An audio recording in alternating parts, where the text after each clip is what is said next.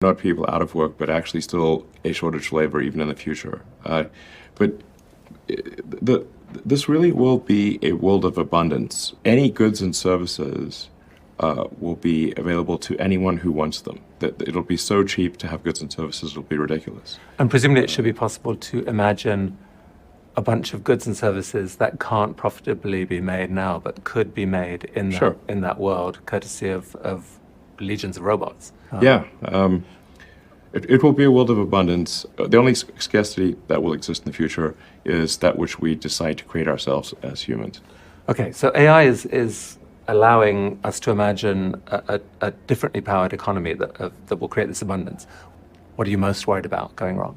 Well, like I said, AI and robotics will bring out what might be termed the age of abundance.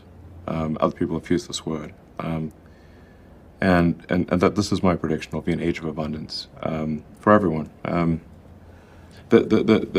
I guess there's the dangers would be the artificial general intelligence or digital superintelligence decouples from a collective human will and goes in a direction that for some reason we don't like, whatever direction it might go.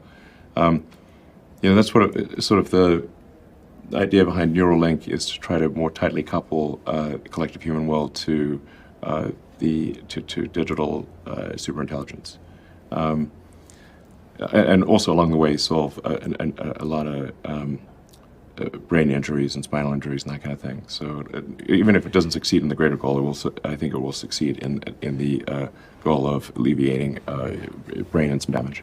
So the spirit there is that if we're going to make these AIs that are so vastly intelligent, we ought to be wired directly to them so that we ourselves can have those superpowers more directly.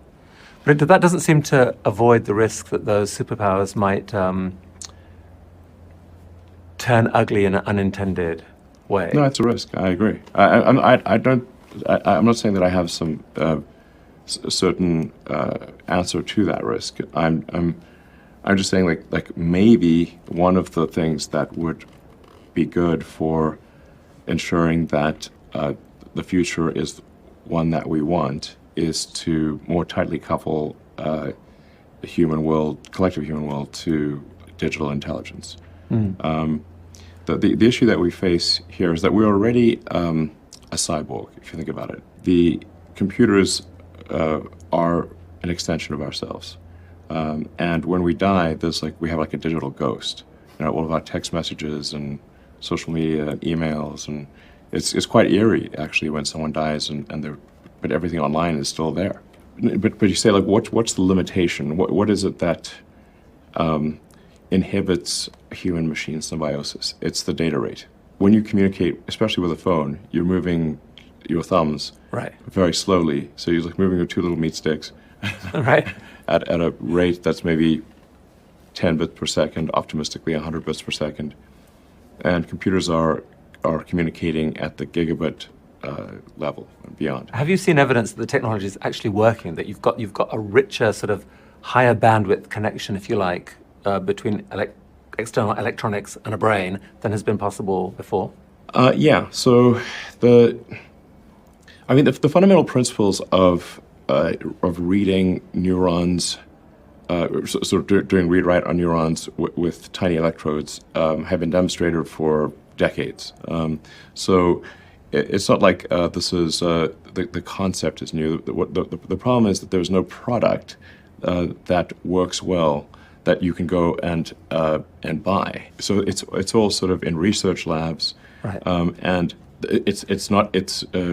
like there's always like some cord sticking out of your head, and it's quite gruesome, and it's really there's no good product that actually does a good job and is high bandwidth and safe and something that you could buy and would want to buy.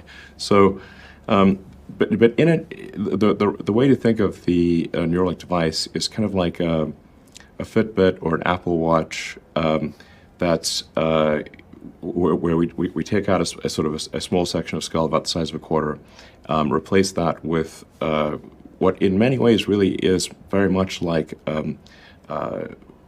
Fitbit, Apple Watch, or some kind of smartwatch thing, but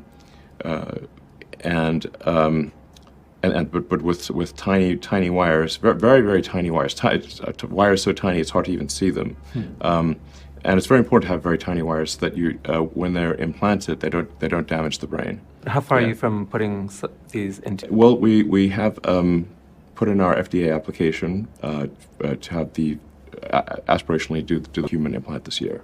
The first uses will be for neurological injuries of different kinds. Yes. But rolling the clock forward and imagining when people are actually using these for their own enhancement, let's say, and for the enhancement of the world, how clear are you in your mind as to what it will feel like to have one of these inside your head?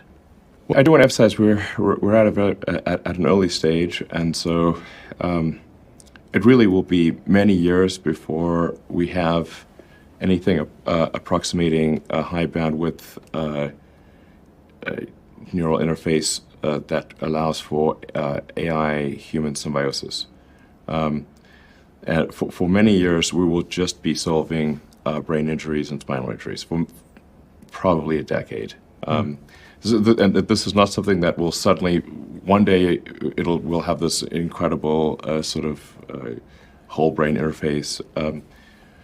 It's going to be, like I said, at least a decade of really just solving brain injuries and spinal injuries.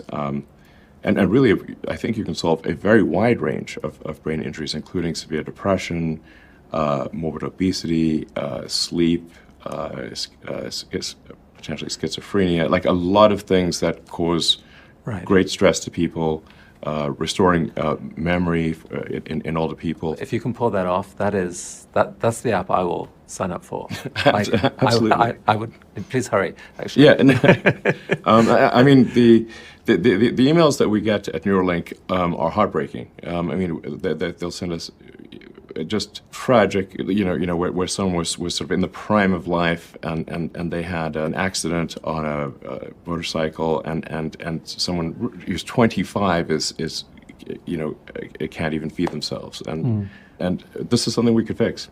But you have AI as one of the things you're most worried about, and that Neuralink may be one of the ways where we can keep abreast of it, Yes, there's the short-term thing, which I think is helpful on an individual human level with injuries, and then the long-term thing is an attempt to address the civilizational risk of AI by bringing digital intelligence and biological intelligence closer together.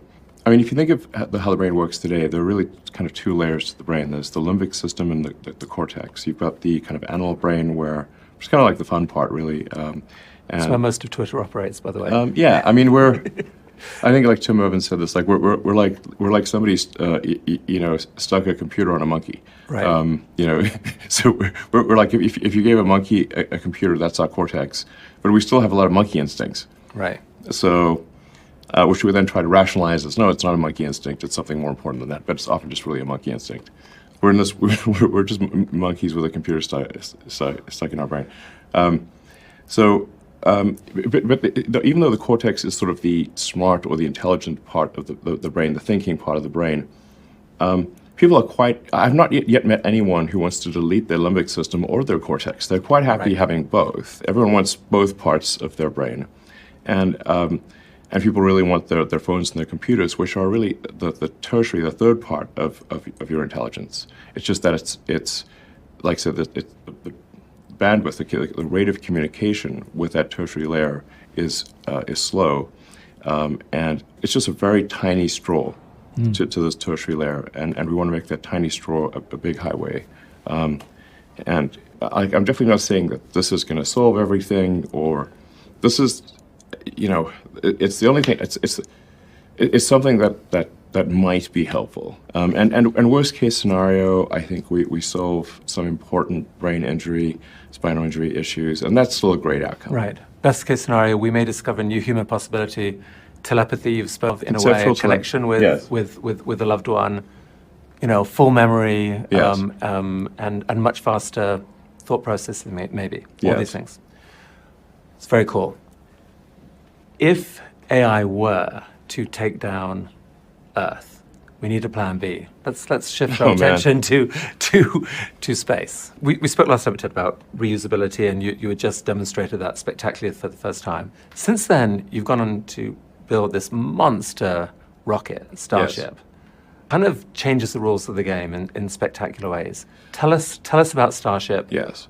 Starship is extremely fundamental. So the holy grail of rocketry or space transport is full and rapid reusability. This has never been achieved. The closest that anything's come is our Falcon 9 rocket, where we are able to recover the first stage, the boost stage, which is probably about 60% of the cost of the vehicle, or of the whole launch, maybe 70%. And we've now done that over 100 times. So with Starship, we will be recovering the entire thing. Or at least that's the goal.